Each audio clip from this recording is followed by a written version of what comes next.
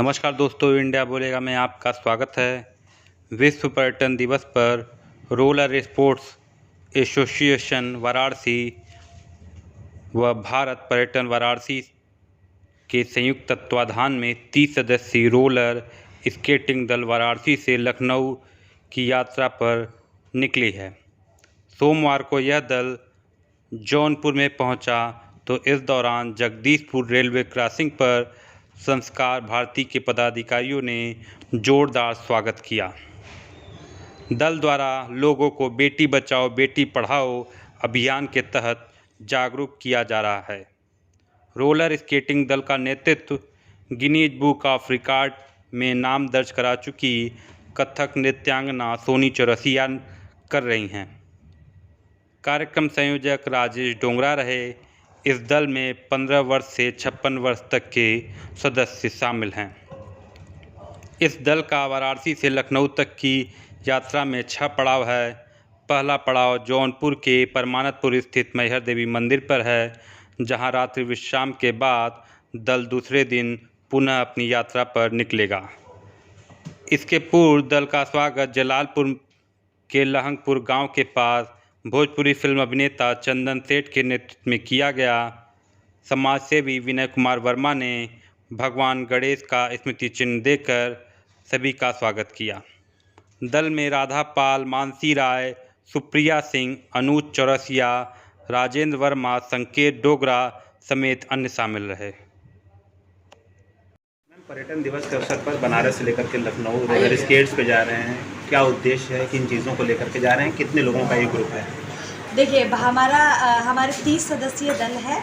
Skater के साथ इसमें सपोर्टर्स भी है और भारत पर्यटन और Rajesh Dogra roller skating school के सारे बच्चे हैं, जो कि रोलर स्पोर्ट्स एसोसिएशन के तत्वाधान में ये रैली आयोजित की है। इस रैली का मुख्य उद्देश्य नारी सशक्तिकरण और शिक्षा, स्वच्छ भारत, स्वच्छ पर्यटन, स्वच्छता ही सेवा है और बेटी बचाओ बेटी पढ़ाओ, ये सारा हम लोग देखो भारत, ये सब कुछ हम लोग लेके चल रहे हैं और हमारे समाज जो है वो बीमारी मुक्त हो, इसके लिए हम लोग आह्वान कर रहे हैं लोगों से कि वो वैक्सीनेट हो सारे लोग। अच्छा, ये आइडिया कहाँ से आया कि इसको रोलर स्केट पर ही किया जाए? हम लोग चूँकि रोलर स्केट, मैं कथक डांसर के साथ साथ रोलर स्केट की इंटरनेशनल प्लेयर भी रही हूँ और इस ग्रुप में भी 2 international player, national players, states player, सारे लोग इस तमाम के। तो being a lover skater, being a player skater, हम लोगों के दिमाग में ये ऐसा था कि हम कुछ करें, क्योंकि सन 2010 में मैंने रोलर स्केट्स पे लगातार कथक डांस करके इसका रिकॉर्ड बनाया था 24 घंटा। और हम लोग का ये था कि हम जब एक समाज में उद्देश्य दे ही रहे हैं तो हम क्यों ना अपने स्केट को भी प्रमोट करें और स्केट से ही इस रैली को आगे ले चले। ये काशी से अवध तक की यात्रा, काशी से अवध तक की यात्रा है, कितने चरणों में है, कहाँ कहाँ पर हॉल्ट है इसमें? ये हमारा 6 चरणों में है, विभाजित है।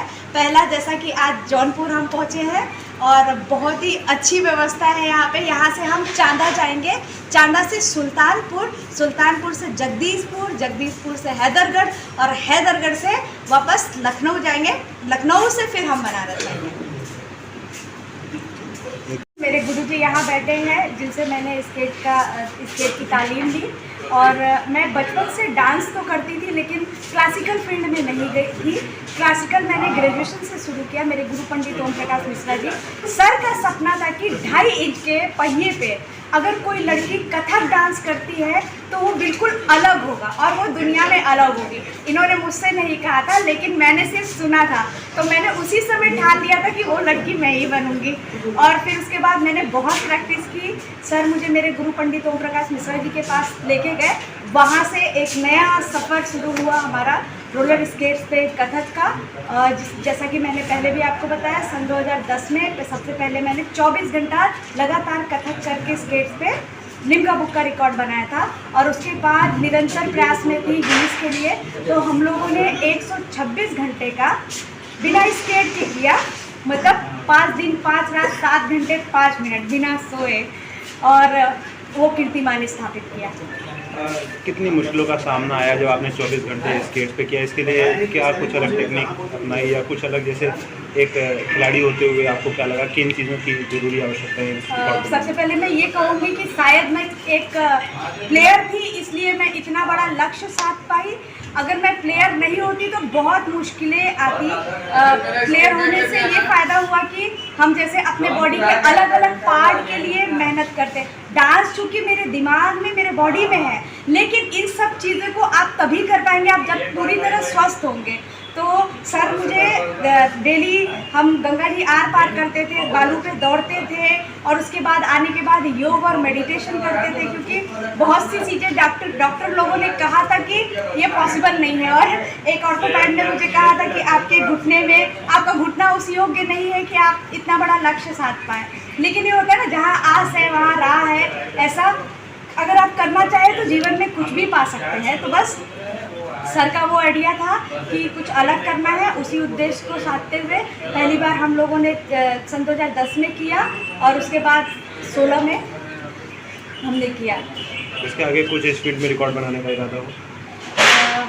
देखिए, रिकॉर्ड बनाने, मैं ये नहीं सोचती कि मुझे रिकॉर्ड बनाना है, ये करना है, वो करना है। मेरे लिए मेरे गुरु का आदेश सर्वोपरि है और उससे भी ज़्यादा बड़ा है कि मैं अगर कोई कमेंट करती हूँ तो मुझे बहुत से लोग ऐसे हैं जो आपको झूठा आश्वासन दे देते हैं, अरे ये हो जाएगा। लेकिन ओवरऑल अब तक का मेरा ये एक्सपीरियंस रहा कि अगर आप एक बेहतर मनुष्य बने ना, शायद वो सबसे बड़ा अचीवमेंट है आपके जीवन का।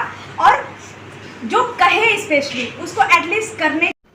अगर आपको हमारा वीडियो पसंद आया है तो प्लीज़ लाइक कीजिए, सब्सक्राइब कीजिए और बेल आइकन की घंटी जरूर